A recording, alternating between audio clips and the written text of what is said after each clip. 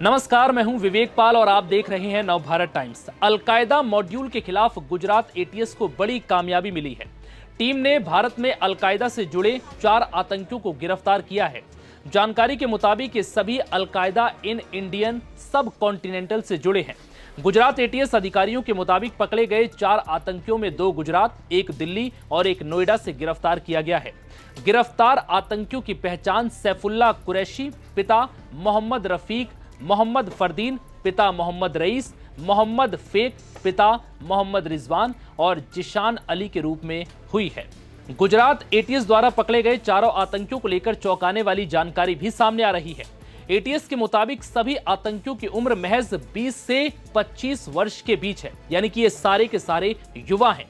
अब आप सोच सकते हैं कि भारत में 20 से 25 वर्ष के युवा आतंक के रास्ते पर जा रहे हैं और ये भारत में बड़े पैमाने पर आतंकी हमलों की साजिश रच रहे थे। एटीएस डीआईजी सुनील जोशी ने बताया कि फिलहाल मामले की गहराई से जांच की जा रही है और बहुत जल्द एक प्रेस कॉन्फ्रेंस कर इस पूरे ऑपरेशन से जुड़ी विस्तृत जानकारी सार्वजनिक की जाएगी।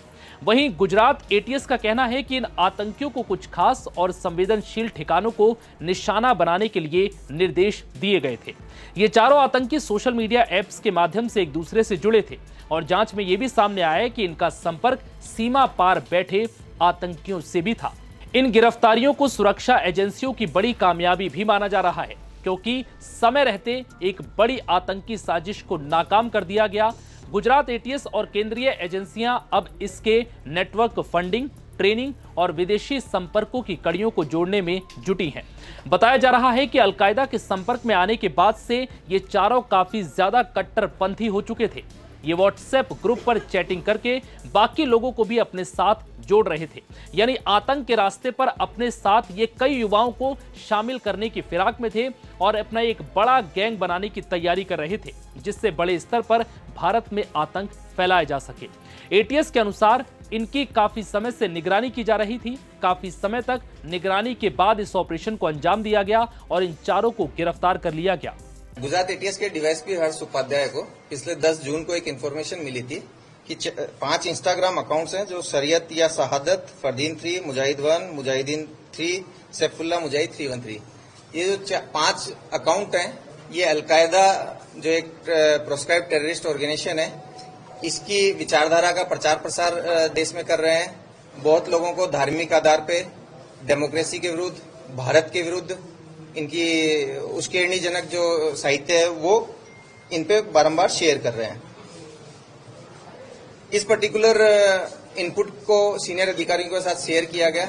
एक टेक्निकल टीम का पहले निर्माण किया गया, जिसमें एसपी के सिद्धार्थ रहे, DYSP Harsh Upadhyay, PI Manan Ojha, PI Mrinal Shah, PSI RC Vadhwana, PSI PR Vasava, police constable Bharat Chaudhary and Dimpalba Vaghela, ये लोग रहे। इन 5 जो इंस्टा अकाउंट है इनको रिजोल्व करवाया गया और इसमें से पता चला कि ये मुजाहिदीन 1 और मुजाहिदीन 3 एक ही आरोपी के द्वारा यूज किया जाता है। टोटल 4 आरोपियों को आइडेंटिफाई किया गया, जिसमें फरदीन शेख जो है वो अहमदाबाद का रहने वाला है, मोहम्मद फैक चांदनी चौक दिल्ली का रहने वाला है, जिशान अली नोएडा का रहने वाला है और सैफुल्ला कुरैशी जो है वो मोडासा अरवली का रहने वाला है। इन चारों लोगों के ऊपर थोड़ी वॉच रखी गई। फिजिकल तरीके से भी इनके मूवमेंट और इनकी एक्टिविटीज के बारे में चेक किया गया। लगभग 25 पुलिस कांस्टेबल के साथ में 4 डिफरेंट टीम्स बनाई गई। ये टीम्स अहमदाबाद, मोडासा, दिल्ली और नोएडा गई, क्योंकि ये एक अंतर्राज्यीय ऑपरेशन था। इसमें सेंट्रल एजेंसियों का कोऑर्डिनेशन में बहुत महत्व का योगदान रहा। दिल्ली पुलिस की special cell, local Delhi police, UP ATS, Noida police तथा गुजरात एटीएस की टीम ने मिलकर इस ऑपरेशन को सफलतापूर्वक संपन्न किया। ऑपरेशन के अंत में जो चारों सस्पेक्टेड आरोपी है इनको हम पकड़ पाए हैं। इनके फोन के आधार पे हमने काफी सारा डेटा प्राइमा फेसी चेक किया, जिसमें अलकायदा के काफी सारा कंटेंट ये लोग पूरे भारत में प्रचार प्रसार कर रहे थे।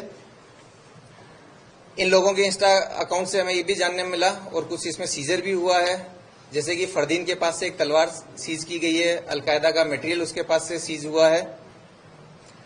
साथ ही साथ ये लोग जो थे ये इंस्टा के ऊपर अलग अलग ग्रुप्स बना करके क्लोजली अपनी जो टेररिस्ट आइडियोलॉजी है उसका प्रचार प्रसार करते थे। डेमोक्रेसी भारत में ना हो, शरीयत लागू हो, इसके लिए इन लोगों के द्वारा बहुत सारा कंटेंट क्रिएट किया जाता था और सर्कुलेट किया जाता था। खास करके जो मोहम्मद फैक है वो कुछ पाकिस्तानी इंस्टाग्राम अकाउंट्स के साथ भी कांटेक्ट में था। जो पाकिस्तानी इंस्टाग्राम अकाउंट्स जो है इसको जिहादी एक्टिविटीज के लिए मटेरियल प्रोवाइड करते थे और ये बहुत सारी AQIS की एक्टिविटीज के लिए दोनों मिलकर के आगे की प्लान कर रहे थे। इस केस में हमने जो केस रजिस्टर किया है वो UAP के सेक्शन 13, 18, 38, 39 तथा BNS के सेक्शन 113, 152, 196 और 68 इन सेक्शंस के अंडर में ये FIR रजिस्टर की गई है। जो आरोपी है सैफुल्लाह और फरदीन, इनको आज कोर्ट में प्रोडक्शन किया गया। 14 दिन की इनकी रिमांड मंजूर हुई है और जो रिमेनिंग 2 आरोपी हैं उनको भी कल कोर्ट में प्रस्तुत किया जाएगा। देखिए, ऑपरेशन सिंदूर के बारे में इनके पास से, जो फरदीन के पास से हमें जो दस्तावेज रिकवर हुए हैं, साथ ही साथ इन्होंने जो उस टाइम पर पर्टिकुलरली पोस्ट की है उसमें ऑपरेशन सिंदूर पे भारत सरकार विरोधी, प्रो पाकिस्तानी और धार्मिक आधार पर हिंसा फैले, इस तरह का कंटेंट रखे, इस तरह के इन्होंने चीजें पोस्ट की हैं और इनके पास में रिकवरी मिली है। इन लोगों को क्या कोई टास्क दिया जाना था आगामी 1 महीने के अंदर? कुछ बड़ा प्लानिंग चल रही थी, कुछ फिराक में थे ये लोग चारों? देखिए, अभी क्योंकि जो मोहम्मद फैक है वो 2 पाकिस्तानी इंस्टाग्राम अकाउंट्स के साथ में कांटेक्ट में था। इन लोगों की प्राइमा फेसी हमने इनका डिटेन करके इनके जो फोन है, इनके इलेक्ट्रॉनिक इक्विपमेंट्स हैं, वो सब सीजर करके FSL भेजा है, जहां से हमारे पास इनकी वर्किंग कॉपीज आएगी। इनका इंस्टाग्राम आर्काइव जो है वो आएगा। ऑल्दो अभी हमारे पास में जितनी डिटेल्स आई है उसके अंदर यही है कि ये लोग रेडिकल कंटेंट बहुत ज्यादा तैयार करते थे। पाकिस्तानी जो इंस्टाग्राम अकाउंट्स हैं उनके साथ में ये कंटेंट शेयर करते थे, उनसे कंटेंट लेते थे और भारतीय उसमें फैलाते थे। जिस तरह की मैंने आपको बताया कि फरदीन के पास से तलवार का पाया जाना, जिशान के पास में जो उसका इंस्टा अकाउंट है जिसमें से वो वेपन की फोटो और वीडियो भी डाल रखे हैं, तो इसके आधार पे किसी भी संभावना से मना नहीं किया जा सकता। लेकिन प्राइमा फेसी जो हमें चीजें दिखाई दे रही हैं उसके अंदर ये लोगों ने प्रचार प्रसार बहुत ज्यादा कर रहे थे और वो प्रचार प्रसार AQIS की आइडियोलॉजी को बढ़ाना, भारत देश विरोधी एक्टिविटीज के लोगों को उकसाना, धर्म के आधार पर हिंसा फैलाना, जमहूरियत को हटाकर, डेमोक्रेसी को हटा करके शरीयत लागू करना, इस सब मतलब अलग अलग एंगल से ये लोग लोगों को रेडिकलाइज कर रहे थे। ये पूरा ऑपरेशन गुजरात ATS के DIG सुनील जोशी की अगुवाई में किया गया।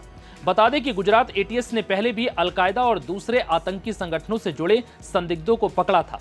जून 2023 में पोरबंदर से अरेस्ट हुए कुछ संदिग्धों के बारे में बड़ा खुलासा हुआ था। ये सभी संदिग्ध आतंकी संगठन इस्लामिक स्टेट ऑफ खुरासन प्रांत से जुड़े थे। ATS के अधिकारियों के अनुसार ये आतंकी भारतीय जाली करेंसी के रैकेट में भी शामिल थे, जिसके बाद अब इन आतंकियों की खबर सामने आई। आने वाले दिनों में इस मामले में और भी खुलासे हो सकते हैं और कई गिरफ्तारियां भी हो सकती हैं। फिलहाल इस रिपोर्ट में इतना ही। नमस्कार।